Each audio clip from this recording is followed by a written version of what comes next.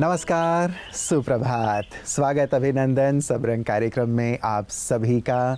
और आइए आज चलते हैं हम सभी दक्षिण भारत की ओर, रामेश्वरम ज्योतिर्लिंग की ओर। मित्रों, रामेश्वरम ज्योतिर्लिंग जो है वो 12 ज्योतिर्लिंगों में तो है ही, लेकिन साथ साथ 4 धामों में से भी एक पवित्र धाम है भारतवासियों के लिए। साथ ही मान्यता है कि श्री राम जी ने यहाँ शिवलिंग की स्थापना की थी, इसीलिए इसे रामेश्वरम ज्योतिर्लिंग कहा जाता है। कई पौराणिक मान्यताएं हैं मित्रों, लेकिन आज मैं एक ख़ास बात पर आप लोगों का ध्यान आकर्षित करवाना चाहूँगा। जैसा कि कहा जाता है कि ईश्वर एक है और वो सभी के द्वारा मान्य है, सभी के द्वारा पूज्य है। तो परमात्मा शिव जो हैं वो सर्वेश्वर हैं, सभी के ईश्वर हैं, सभी उन्हें ईश्वर मानते हैं। रामेश्वरम का भी अर्थ यही है कि वो राम के भी ईश्वर हैं।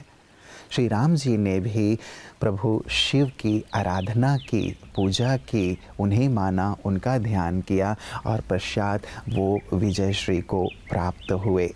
सचमुच परमात्मा शिव सबके ईश्वर हैं, जिनका ध्यान करने से, जिनकी याद से ही जीवन तर जाता है, सफल हो जाता है। और इसीलिए हम सब भी महाशिवरात्रि की ओर आगे बढ़ते हुए 12 ज्योतिर्लिंगमों की भी यात्रा करके परमात्मा शिव के बारे में गहनता से जानते जा रहे हैं, समझते जा रहे हैं और हमारे हृदय के तार उनसे जुड़ते चले जा रहे हैं।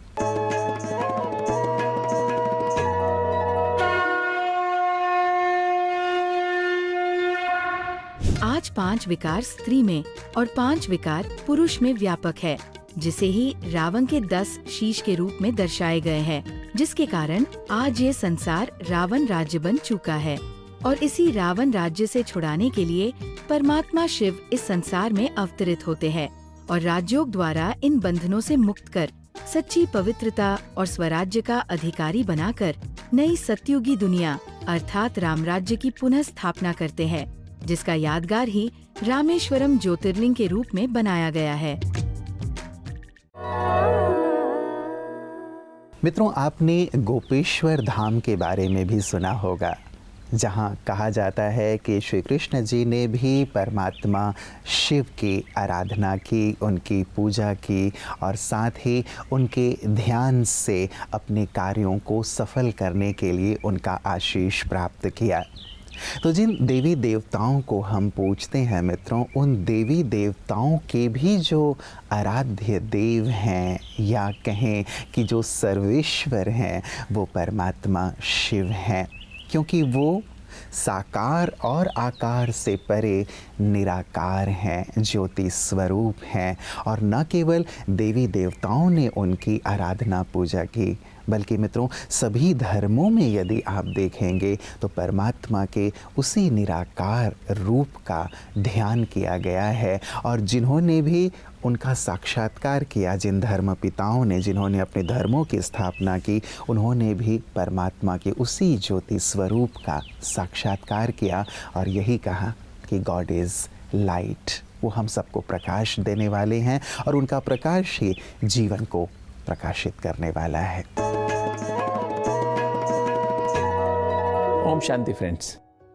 तो दोस्तों हम डायबिटीज़ के मरीजों के लिए भोजन की बात कर रहे थे। ये खाली डायबिटीज़ के मरीजों की बात नहीं है, वैसे ये आपको ब्लड प्रेशर है, डायबिटीज़ है, हार्ट डिजीज़ है, सबके लिए बहुत अच्छा भोजन है दोस्तों। नाश्ता करने के 2 घंटे बाद 8 बजे आपने अपने ब्रेकफास्ट किया, लगभग 2 या ढाई घंटे के बाद 11 बजे के आसपास एक फ्रूट, सीजन का जो भी फ्रूट, चाहे वो सेब हो, संतरा हो, वो आप ले सकते हैं दोस्तों, या मौसमी ले सकते हैं। जूस नहीं पीना आपको, किसी भी फॉर्म में जूस नहीं पीना है आपको। फ्रूट खाना है और उसमें सलाद, मतलब उसमें जो है फाइबर के साथ लेना है। फिर 11 बजे के आसपास, 1 बजे के आसपास आपको लंच लेना है। उससे पहले फिर आपको जैसे इसबगोल, 2 चम्मच इसबगोल आप पहले 1 चम्मच डालिए, ऊपर से आधा गिलास पानी सिप बाई सिप पीजिए, फिर 1 चम्मच और मुंह में डालिए, उसके बाद सिप बाई सिप पानी पीजिए। उसके ऊपर फिर आप 1 प्लेट सलाद, उसके बाद आप रोटी सब्जी ले सकते हैं। रोटी हमने बताया, जो रोटी के लिए क्या करना है आपको, कैसा आटा बनाना है, लगभग 4 किलो गेहूँ और 3 किलो चना। तो लगभग हम डेली अगर हम गेहूँ चने की रोटी खाएं, 4 किलो गेहूँ 3 किलो चना, और मोटा आटा थोड़ा मोटा पिसवाएं, और खाना बनाने के 1 घंटा पहले अगर हम आटा भिगो लें तो आटा थोड़ा फूल जाता है। और फिर उसकी चपाती और सब्जी जो भी सीजनल वेजिटेबल है वो सब्जी आप यूज़ करें। अगर डायबिटीज़ है आलू को अवॉइड करें, और बाकी जो भी सीजनल वेजिटेबल वो आप यूज़ कर सकते हैं। और उसमें भी लाल मिर्च ना डालें, गरम मसाले मत डालें, और साथ में दाल छिलके वाली 1 कटोरी दाल छिलके वाली आप यूज़ करें। कोई भी दाल सीजनल ले सकते हैं। और अगर आपको राइस भी लेना है तो आप राइस, सिला राइस या पार्बोर्ड राइस आता है, ब्राउन राइस, वो आप साथ में ले सकते हैं। साथ में लस्सी जिसे बटर मिल्क कहते हैं वो 1 गिलास ले सकते हैं। दोस्तों लंच इस तरह का अगर आप यूज़ करते हैं और चबा खाना खाएं, आराम से खाएं, शांति से खाएं, तो आप देखेंगे आपका एक अच्छा लंच तो आपको डायबिटीज़ कंट्रोल करने में बहुत मदद करेगा। ओम शांति। मित्रों, न केवल देवी देवताओं के आराध्य हैं परमात्मा शिव, बल्कि पशुओं के भी वो नाथ हैं। पशुपतिनाथ का मंदिर नेपाल में प्रख्यात है। तो पशुओं के नाथ से भाव ये भी है कि पशु पक्षी जो भी हैं इस सृष्टि में, इस जग में, उनके तो वो नाथ हैं ही, मालिक हैं ही।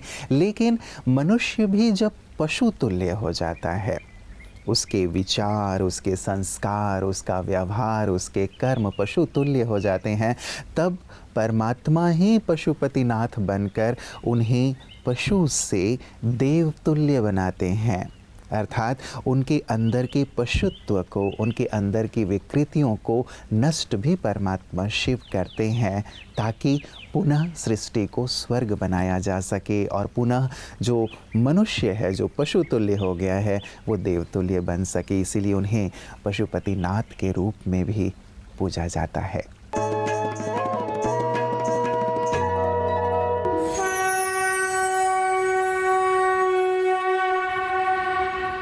रामेश्वरम हिंदुओं के लिए एक महत्वपूर्ण तीर्थ स्थल है जो दक्षिण पूर्व भारतीय राज्य तमिलनाडु में पाम्बन द्वीप पर स्थित है। किंवदंती कहती है कि राम ने लंका जाने से पहले इस स्थान पर भगवान शिव की पूजा की ताकि रावण को मारने की शक्ति और आशीर्वाद प्राप्त किया जा सके। वो निराकार है, मनुष्य आत्माओं का कल्याण करने के लिए, उनकी जन्म जन्म की भक्ति का फल देने के लिए, उनके प्यार का रिटर्न देने के लिए वो कलयुग के अंत में इस धरा पर आते हैं। हमने देखा है कि रावण उन 5 विकारों का प्रतीक है जो मानव आत्मा को प्रभावित करते हैं। काम, क्रोध, लोभ, मोह और अहंकार ने हजारों वर्षों से मनुष्य के लिए समस्याएं खड़ी की हैं। शिव परमात्मा कहते हैं कि फिर से शक्तिशाली बनने का एक ही तरीका है, उनके दिव्य ज्ञान को रोज सुने और उन्हें उनके मूल प्रकाश बिंदु रूप में याद करें। उनके गुणों की बहुत सारी महिमा सभी करते आए हैं। वो ज्ञान के सागर हैं, प्यार के सागर हैं, पतित पावन हैं, सर्वशक्तिवान हैं, दुख हरता हैं, सबके कल्याणकारी हैं, पाप कटेश्वर हैं, मुक्तेश्वर हैं। हजार नाम है शिव के, सारे गुणवाचक नाम हैं।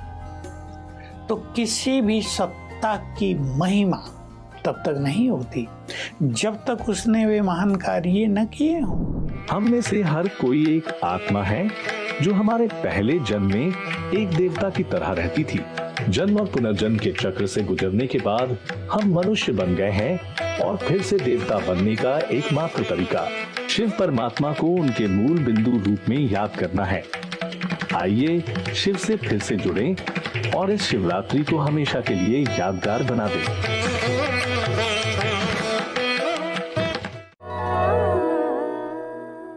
मित्रों, परमात्मा शिव को जलेश्वर महादेव भी कहा जाता है, अर्थात जल के भी ईश्वर। जल ही नहीं लेकिन 5 ही तत्व, चाहे वो धरती है, आकाश है, वायु है, अग्नि है, जल है, इन सभी के भी ईश्वर परमात्मा को माना गया है। इसीलिए जलेश्वर महादेव इस प्रकार के नाम आप सुनते होंगे, क्योंकि इन तत्वों की जो रचना है वो भी परमात्मा ने किया, ये माना जाता है। वास्तव में परमात्मा ही प्रकृति को भी पतित से पावन बनाते हैं। जब प्रकृति तमो प्रधान हो जाती है, बिल्कुल विकृत हो जाती है, तब परमात्मा ही इससे पुनः पावन करते हैं, सतो प्रधान करते हैं। इसीलिए उन्हें तत्वों के भी देव के रूप में अर्थात तत्वों के भी ईश्वर के रूप में जाना और पूजा जाता है। तो न केवल देवी देवता, ना ही केवल पशु तुल्य मनुष्यात्मा, बल्कि तत्वों के भी वो इष्ट हैं, आराध्य हैं, ईश्वर हैं, ऐसे हैं परमात्मा शिव। ओम शांति। आत्मा और परमात्मा का मिलन ही योग है। आत्मा और परमात्मा का अलग होना, अलगाव ही वियोग है। इसलिए खुद को परमात्मा से जोड़े रखना, अनन्यता से उस परमात्मा से प्यार करना, इसी का ज्ञान श्रीमद् भगवद गीता से हमें प्राप्त होता है। अनन्याः चिन्तयन्तो मां ये जनाः पर्युपासते तेषां नित्याभियुक्तानां योगक्षेमं वहाम्यहम्। मनुष्यात्मा की प्राप्ति जो है, उन प्राप्तियों को संवारना, जो अप्राप्ति है उन्हें दिलाना परमात्मा का काम है। लेकिन उसके लिए हम मनुष्यात्माएं, एको देवः, एक ही परमात्मा मेरा है और सब आने जाने वाले हैं। शाश्वत संबंधी और शाश्वत प्राप्ति का स्रोत स्वयं परमात्मा है। उस परमात्मा से अनन्य भाव से, माना अन्य कोई नहीं तेरे बिना, इस भाव से उस परमात्मा से प्यार करे, याद करे, तो हमारी सारी जिम्मेवारी उस परमात्मा की है। हमें चिंता करने की कोई ज़रूरत नहीं है, क्योंकि हमारी चिंता करने के लिए वो स्वयं बैठा है। जब वो स्वयं मेरा चिंता कर रहा है तो मुझे किस बात की चिंता। इसलिए बस एक छोटी सी काम हमें करना है, अनन्यता से उस परमात्मा को प्यार से, श्रद्धा से, विश्वास से हर रोज, हर घड़ी, हर सांस में याद करने की आदत डालनी है। जैसे कि हमें आदत हो गई है मनुष्यों को या मनुष्यों की कही हुई बातों को याद करना, इसी तरह से हम पिता परमात्मा को प्यार करें, याद करें और उनकी बातों को सदैव याद रखें। ओम शांति। मित्रों, परमात्मा शिव को भूतनाथ भी कहा जाता है, अर्थात वो भूतों के भी नाथ हैं। जो भूत प्रेत हैं, जो भटक रही हैं आत्माएं, उनके भी वो नाथ हैं, अर्थात उन्हें भी वो मुक्ति प्रदान करने वाले हैं। भूत प्रेत अर्थात जो भटकने वाले हैं वो तो हैं ही, लेकिन साथ ही मनुष्यों के अंदर जो विकार हैं उन्हें भी भूत कहा जाता है। मित्रों, काम भूत है, क्रोध भूत है, अहंकार भूत है, ये कहा जाता है क्योंकि वो दुख देते हैं, कष्ट देते हैं।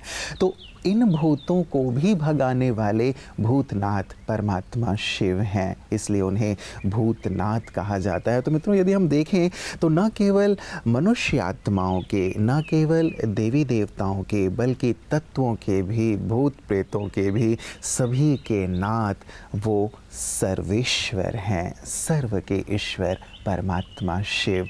इसीलिए हम महाशिवरात्रि को इतने भव्य रूप से मनाते हैं। महाशिवरात्रि का पर्व केवल हिंदू धर्म से जुड़ा हुआ नहीं है मित्रों, ये सभी धर्मों की आत्माओं से जुड़ा हुआ है, प्रकृति के तत्वों से जुड़ा हुआ है, भटकती हुई आत्माओं से जुड़ा हुआ है। इस कायनात में जो भी हैं वो उस ईश्वर से जुड़े हुए हैं और वही सबके नाथ हैं। तो आए हम भी उनसे जुड़कर मुक्ति, जीवन मुक्ति का आनंद लें और अपने जीवन को आनंद के प्रकाश से प्रकाशित कर लें। नमस्कार, ओम शांति। जीवन के